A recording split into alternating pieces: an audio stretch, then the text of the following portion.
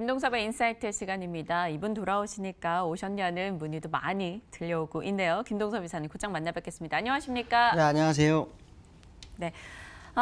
지금 지난주부터 오늘까지 시장 분위기가 영 그렇습니다.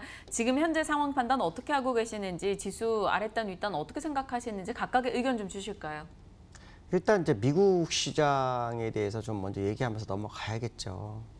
지난주, 그 전주부터 제가 말씀드렸던 게 금리 인하 발표가 트리거가 될 수 있다.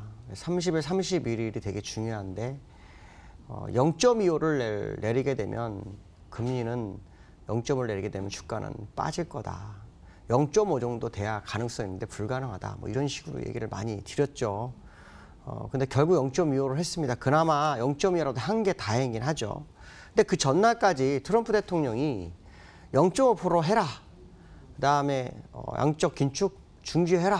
뭐 이렇게까지 해서 시장에서 홍콩을 통해서 0.5% 인하가 되네 뭐 해가지고 시장 분위기 제일 이상하게 만들어놨었죠. 근데 결국 0.25 되니까 그냥 팍 빠져버립니다. 그 다음에 나온 게 이제 관세. 그때 제가 말씀드린 것 중에 뭐냐면 30일 날 상하이에서 미국 재무장관하고 중국하고 무역협상이 있다. 그 얘기를 했죠. 근데 그래서 30일 아주 중요할 것 같다는데 결국 관세 폭탄 얘기가 나오죠. 3천억 불에 대해서 다음 달 1일부터 10% 관세 부과 이렇게 얘기를 합니다. 근데 이 내용을 보면서 저는 트럼프가 좋게 얘기하면 정말 대단하다. 나쁘게 하면 정말 이건 아니다. 뭐 그런 생각도 들었습니다. 왜냐하면 협상을 할 때는요, 당근이 있는 거예요, 당근이. 상대방한테 뭐 주는 것도 좀 있어야 되지 않나 생각이 듭니다. 지난번 하웨이의 뭐 부품 납입 뭐 이런 거에 대해서 허가를 한다. 그래놓고 그것도 사실은 이 하웨이에다 부품을 주는 거지 하웨이에 물건이 들어오는 건 아니었거든요. 근데 이번에도 3천억 불에 대한 관세도 결국 중국이 미국 농산물 안 사니까 하는 거거든요. 그러면 이 협상이 일방적 협상이 되기 때문에 이게 합의가 되겠나라는 생각한다면 정말 쉽지 않을 거라는 생각을 많이 하고 있습니다. 그러니까 이게 어떻게 보면 내년도에 미 선거를 대비한 전략적으로 시장을 이끌어가는 그런 모습이 아닌가라는 생각이 들긴 하는데 문제는 골병이 될 거라는 거죠. 그 사이 골병이 들면 미국도 문제가 됩니다.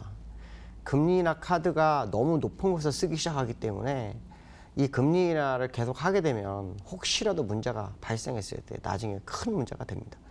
14,900 정도가 예전에 고점이었기 때문에 그 정도가 깨지면 그때부터 사실 금리 인하를 써야 되거든요. 근데 지금은 26,7천에서 금리 인하를 쓰기 시작한다. 이건 굉장한 위험한 도박이라고 저는 판단합니다. 물론 제 개인적인 소견입니다. 그렇기 때문에 좀 어렵다. 특히 10년 동안 상승했던 이 미국장의 모습을 봤을 때 지금의 금리 인하는 정말 이론적으로 맞지 않다라고 봅니다. 물론 어떻게 해서라도 이 금리 인하를 시장에서 당연하게 받아들이게 하려고 노력을 하고 있지만 시장 투자가들이 일반인들로 구성되지 않았습니다. 더 대부분 다 기관 투자가 큰 손들이 시장을 이끌어가죠.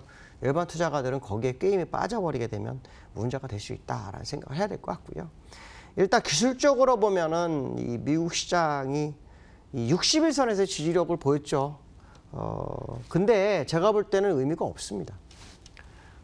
지난번에 제가 이렇게 추세선 쭉 그어가지고 여기서 해도 요 돌파됐을 때 마지막 선이 일봉에 있다. 월봉에는 27,800에 있다. 거기까지 가는지는 요거 돌파되는 거 확인하라는데 찍고서 그냥 밀려버렸죠. 근데 여기서 여기까지 밀리지 말고 그냥 이렇게 밀렸으면 차라리 금리 인하가 올라가는 기회가 될 수 있었는데 버텼거든요. 그래서 제가 루머에서 뉴스에 파는 것처럼 되는 상황, 그런 상황이 될 수 있겠다라고 생각을 했는데요. 결국 3천억 불 무역 분쟁에 대한 게 발표를 했기 때문에 이게 이제 오늘 밤에 어떤 영향을 미칠지 봐야 됩니다. 그게 진짜로 미국 시장에서 환호하는 정책인지 아닌지 봐야 되겠죠. 근데 기술적으로 한번 보면 후엑스팬이 주로 딱 멈췄어요. 여기서. 그러면 보통 경우는 하루 이틀 뒤에 그냥 빠져버립니다. 하루 이틀 뒤에 빠져버립니다. 그러니까 지금 현재 상태는 반등을 바라는 거는 확률적으로 좀 줄어들었어요. 더 빠질 것을 염려한 시장 대응 정책이 좀 필요할 것 같다라고 말씀드릴 수 있고요. 지금처럼 계속해서 이렇게 무역 분쟁을 가시화시키게 되면 시장이 지쳐버립니다. 시장이 지쳐버리면 결국에 가서는 투자가들이 시장을 떠나게 되죠. 물론 그 때를 노려서 시장을 끌어올리기도 합니다.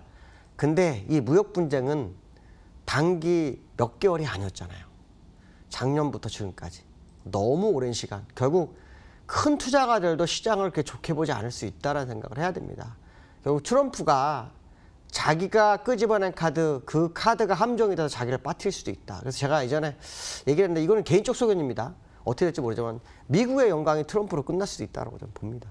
그래서 좀 더 지켜봐야 되겠지만 좀 주의가 좀 필요할 것 같다. 트럼프 대통령도 원하는 거 있다면 주는 것도 좀 있어야 서로 간에 합의점이 나오지 않겠나. 그렇지 않다면 좀 쉽지 않을 것 같다라고 말씀드릴 수 있고요. 두 번째는 화이트리스트. 사실은 이거 저한테 전화를 개인적으로 물어보시면 많았거든요. 근데 저는 그냥 화이트리스트 될 거라고 봤습니다. 왜냐하면 일본이란 나라는 좀 특이한 나라입니다. 자기 혼자서 못합니다. 저는 지난번에 제가 잠깐 오지만 결국 미국이 조정을 했을 거라고 좀 생각을 많이 하는 부분이 있는데, 물론 그거는 아무도 근거는 없습니다. 왜냐하면 이제 아베라는 사람은 홀로 뭘 해본지 할 그럴 스타일이 아니거든요. 믿는 게 없으면 안 하는 스타일인데 너무 과하게 밀어붙이는 게 좀 이상하다 생각했거든요. 근데 이제 문제는 뭐냐면 그런 부분이 생기면서 우리나라 금시장에서도 금이 동이 나버린다는 그런 얘기가 나오고 있거든요. 그래서 금값이 지금 오르기 시작을 해요. 그러니까 주가가 빠지면서 금값이 올라요. 자, 문제는 뭐냐면 주가가, 제가 왜 이걸 말씀드리고 싶은 거냐면 이 주가가 빠지는 초기 국면입니다. 지금 미국. 이제부터 미국만 바라봐야 되거든요. 미국의 기침에 감기 몸살 걸리는 시장이 돼버렸습니다. 완벽하게. 그러면 결국 우리가 바라봐야 될 지표는 뭐냐. 금밖에 없다는 금. 금하고 원달러. 근데 금 보시면 아시겠지만 제가 선 그어놨잖아요. 아직도 갈 길이 태산입니다. 아직도 이 장대항공주 윗꼬리 메우잖아요. 이렇게 되면 일단 금값 온스당 1600불 무조건 열고 봐야 됩니다. 제가 볼 때는 1690까지 무조건 갈 거라고 보는데, 어쨌든 지금 이 금의 움직임은 현재 시장을 나타내는 지표, 바로미터가 될 수 있겠다는 생각이 들었습니다. 그게 결국은 뭐 화이트리스트 제외 뭐 이런 걸 하면서 우리나라 시장, 금시장에서도 지금 없어서 은이 난리를 친다고 하죠. 근데 예전에 제가 아마 금, 달러, 원달러 이 두 가지 외에는 방법이 없을 것 같다라고 말씀드렸는데 결국 금이 지금 오르기 시작합니다. 문제는 뭐냐면 장대 양봉을 줘서 윗꼬리가 생겼을 때의 물량을 받아가는 전략이 이 캔들에서 나왔다라는 거죠. 그러고 돌파하는 거예요. 이게 또 주봉도 아니고 월봉이에요. 그렇다면 힘이 어마어마하다라는 생각을 해야 됩니다. 이게 금이 진짜 시세 분출할 수 있다는 생각이 들고 있고, 지난번 원달러 같은 모습이 또 나올 수 있겠다라는 생각이 드는데요. 이와 같이 또 하나 봐야 될 게 이제 원달러죠. 원달러. 제가 원달러 지난번에 1230원 얘기했죠. 1230원. 지금 1200 그냥 가뿐하게 올라가 버리잖아요. 1210원까지 올랐어요. 지금 1230원이요. 사실은 여길 때였어요. 요 지점에서 치고 갔을 때 1230원, 지금은 한참 높아졌습니다. 1250원, 60원 됩니다. 문제는 1250원, 60원이 돼버리면 시장이 견디기 어려운 상황이 될 거라는 거죠. 왜냐하면 여기서 쭉 빨아 올렸다가 버티면서 튀는 게 굉장히 빠릅니다. 그렇죠? 그러면 지금 우리나라 주가가 아직 빠진 게 아닐 수 있다는 생각을 해야 됩니다. 죄송스럽습니다. 제가 여러분들한테 좋은 얘기를 해드려야 되는데 좋은 얘기 절대 드릴 수가 없는 현실적인 상황입니다. 그러면 이제 우리는 이걸로 가지고 하나 또 한번 해석해 볼 수 있어요. 지난번에 우리나라에서 금리 인하를 했잖아요. 근데 그때 금리 역전 현상을 신경 안 쓰고 했어요. 8월에 혹시 금통위의 금리 인하 또 할 수도 있겠다는 생각을 합니다. 가파른 금리 인하가 나올 수도 있겠다. 근데 그게 없다면 시장에서 견딜 트리거가 없는 상황입니다. 사면초가 있는 상황이다. 결국 우리는 금리 인하를 또 바라봐야 되는 그런 상황이다라고 좀 해석이 되고 있고요.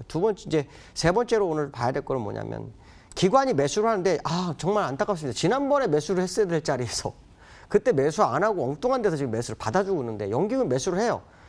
금요일에 4,600억 사고 지금 또 사고 있어요. 근데 문제는 뭐냐, 연기금이 이거를 이겨낼 수 있는지 좀 봐야 될 것 같습니다. 왜냐하면 지난번에 내려올 때 물량을 팔 때 물량을 많이 안 팔았어요. 좀 많이 팔아놓고 총알을 가진 상태에서 끌어올려야 되는데 이 구원투수로서의 성공할지 저는 미지수입니다. 실제로 지난번에 제가 아마 이걸 얘기를 했어요. 주봉에다 선 하나 그어놓고 갔죠, 제가. 기억하시나 모르겠어요, 여기요. 이 선만 보라고요. 후행스팬 다 왔죠? 근데 일반적 경우에는 여기서 세 번째 바닥이 안 나오는 경우가 많습니다. 언더 슈팅이 나오는 경우가 있거든요.